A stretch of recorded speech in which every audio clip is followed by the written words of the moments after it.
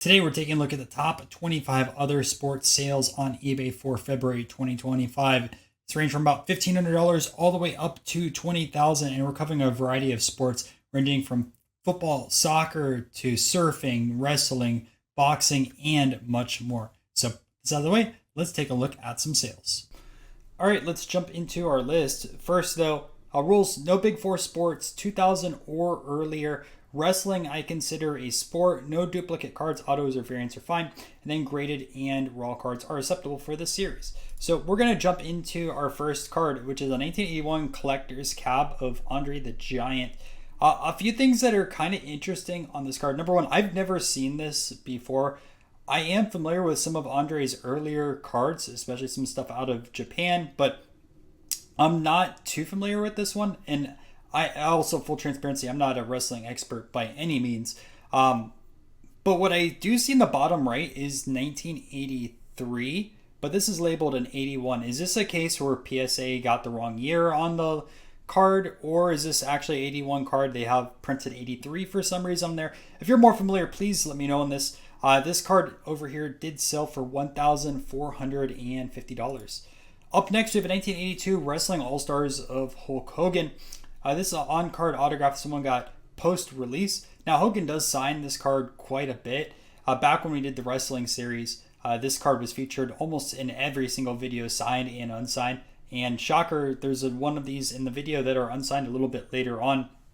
Also, I'm kind of surprised someone didn't do the dual grade on this copy. It looks like they just slabbed this as authentic, unless the grade's on the back.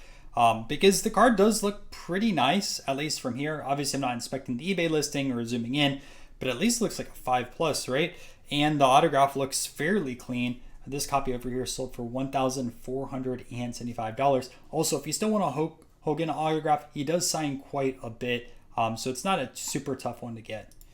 All right, this is a lot tougher an autograph to get. So $14.99, a little bit more expensive for a 1951 ringside of Sugar Ray Robinson. This is one of his earliest cards in his career. I don't see too many of his cards signed, especially some of his early releases. And obviously the signature is kind of poor on this copy, but man, I think this is the first time I've seen a 51 ringside signed by him, at least in like covering different videos like this. I'm sure there's others that have sold in the past, but it has to be a significantly low pop. 1996 SI Sports Illustrated for Kids of Tiger Woods. And this achieved the grade of 8.5. It sold for $1,526. These are super tough. So you have to technically perforate them to get them graded. If you use scissors, it's considered an alteration and you'll get the authentic grade. So a lot of these, even if you do have the full sheet, you're not going to get high grades because there's a little bit of a luck. I'm sure there's some sort of process you could use to get these out cleanly, but I feel like there's a lot of luck with perforated cards and things like that. And one of the earliest Tiger cards out there. And let's keep moving forward to card number 21, which is a WCW NWO autograph of Eddie Guerrero. A card, again, like the Hulk Hogan, was featured quite a bit when we used to do the wrestling series here on the channel. This copy over here sold for $1,530. These are super condition sensitive. A lot of chipping here on the back of these cards. So this achieved a PSA 8 on the card with a 9 auto, which is really good for the set. We'll have another one of these into the honorable mentions a little bit later. Number 20 is a Billie Jean King on-card autograph from 1970 Panini. I think this is one of her earliest cards also, or maybe even the earliest out there.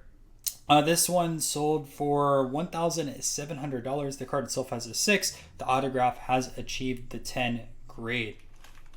In the 19th spot, we have 1960 Emmett's Journal of Muhammad Ali or Cassius Clay. These were hand cut. There was 4 cards in a panel, and sometimes you'll see those full sheets out there, but I think they've dried up since this card has gotten quite expensive. This copy over here sold for $1,900.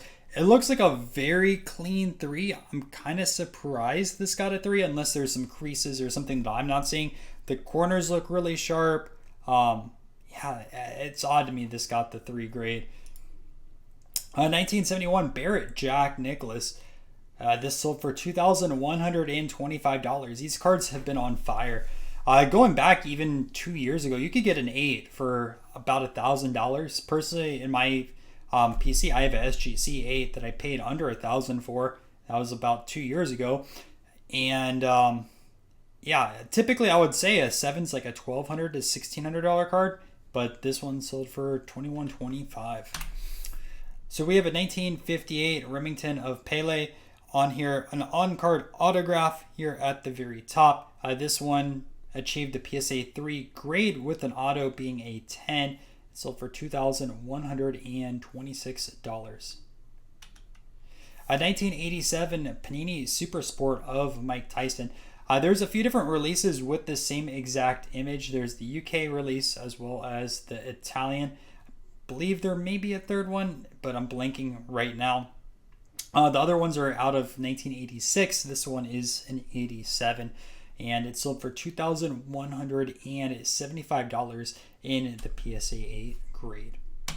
Jumping to 15, we have an O-Pee-Chee WWF of Hulk Hogan card number 1. This copy over here sold for $2,425. A little bit later in the video, we'll see card number 16 in the set with a PSA 10 grade, and that card achieved a 5-figure sale, so make sure to stay tuned for that. A 1981 Poppy of Hulk Hogan. These were actually with figurines. I saw the full package before with the figurine as well as the card in the back. And this one over here in a PSA 5 grade sold for $2,500. A super, super tough Hogan card to find. There has been some high grade sales within the last year, as well as a few copies that are signed out there in the population. Number 13 is a 1973 George Foreman. Now, I don't believe he signs this card anymore, so it is pretty tough to find. Anytime I think of George Foreman, I think of the Foreman grill. This in a PSA 6 grade with a 10 autograph sold for $2,800. Okay, we have another Pele card up over here from 1958. Or is this the one that's like 1960? And I remember someone commented in the last video about a vintage Pele card that PSA has recently fixed the year on. I can't remember if it was this one or not, so I do apologize. I should have researched that before the video. This one in a PSA 3 grade achieved the price of $3,306. So here's your other Hulk Hogan in spot 11. This one achieved a PSA 7 grade, and it sold for $3,500. So before we jump into our top 10, let's take a look at a few honorable mentions. So up first, we have a 1992 Trax that has 2 legends on one card, Petty as well as Earhart. Now, Petty does sign quite a lot. His autograph isn't super expensive, although he is a certified legend in NASCAR. But Dale doesn't have a ton of cards out there that are signed. This one with the dual autograph sold for $600. And it achieved a 9 for both the autographs as well as the card itself. Up next, we have a 1965 Perfetti Candy of Muhammad Ali. You're going to see a few other Ali cards a little bit later on in the video. This one in a 1/5 grade achieved the price of $750. A 1964 Chocolate Simon. Personally, I like this card better than the Journal from 1960.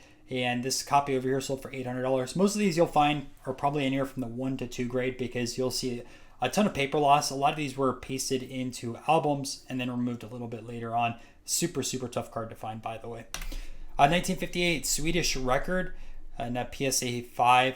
This is hand cut. I believe there's 2 players to each card or panel. But over time, a lot of these get hand cut and then they are singles.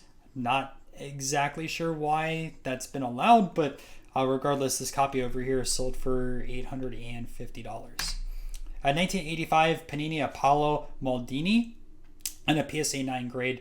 This sold for $952. 1910 is C52 Imperial Jack Johnson. Now, if this looks very familiar, it should, because you might think of the Mecca release in the United States. Well, a C designation means the card was released in Canada, and these are much tougher to find. This copy over here, which is an authentic altered, sold for $1,050. A 1973 Panini of Jack Nicklaus in a BVG 7. This copy sold for $1,075. 1965 Panini of Pele. This sold for $1,094.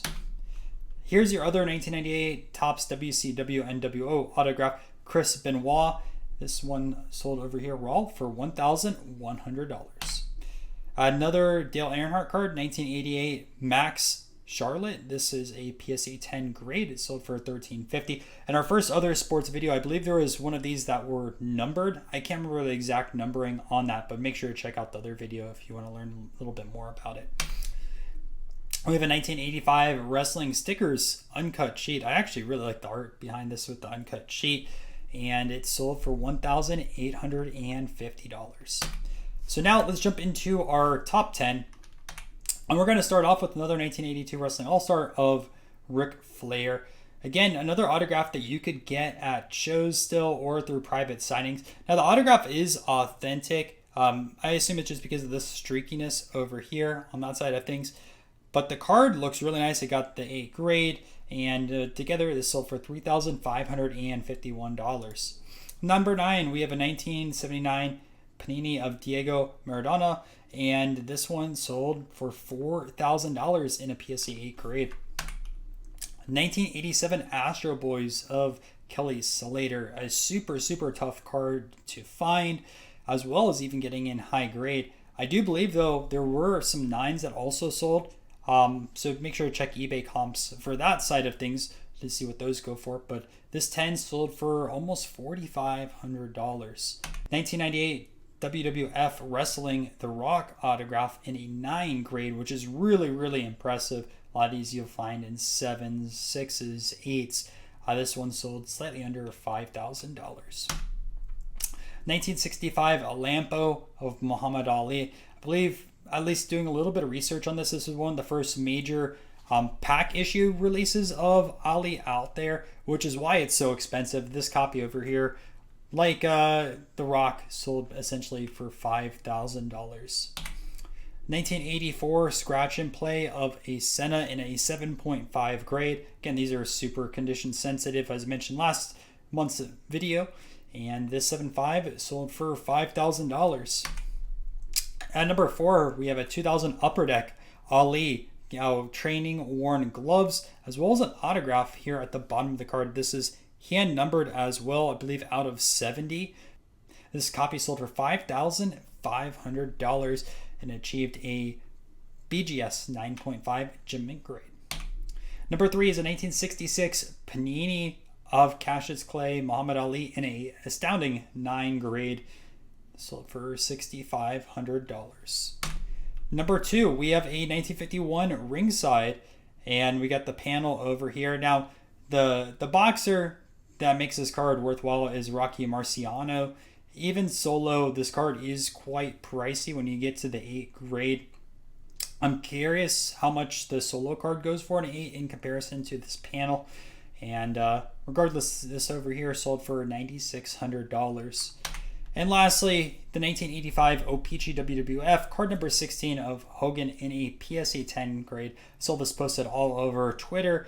People were celebrating the sale because it's a seriously impressive one, and it sold for $19,000. And that's it for this video, guys. So thank you for checking it out, and if you enjoyed it, make sure to subscribe to the channel. We're doing another sports video every single week. These do take a ton of effort to make as well. And if I am missing some other sports sales that should have made this list, please let me know. I am expanding out this query month over month. It's not going to be perfect right away, but I try to add in a bunch of names as well as sets over time. So please let me know. I'll always try to make a better video for you guys. All right.